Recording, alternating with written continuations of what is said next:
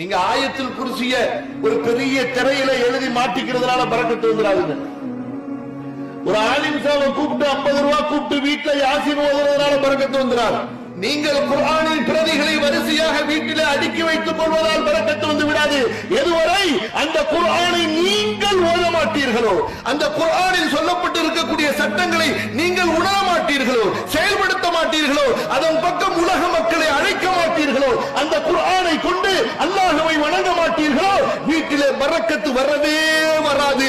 100 குர்ஆனை வாங்கி வைத்துக் கொண்டாலும் சரி, தினைக்கு காசு கொடுத்து யாசின் ஓதினாலும் சரி, என்ன விலையிலே நீங்கள் மக்காவிலே சென்று ஆயத்துல் குர்சி, சூரா முஸம்மில் என்று வாங்கி நீங்கள் மாட்டிக்கொண்டாலும் சரி, பரக்கத்து வரவே வராது. ஓத வேண்டும், உணர வேண்டும், படிக்க வேண்டும், அதை அமல்படுத்த வேண்டும், அதை பிற மக்களுக்கு பரப்ப வேண்டும். அதன் பக்கம் அல்லாஹ்வின் அடியார்களை அல்லாஹ்வுடைய வேதத்தின் பக்கம் அழைக்க வேண்டும்.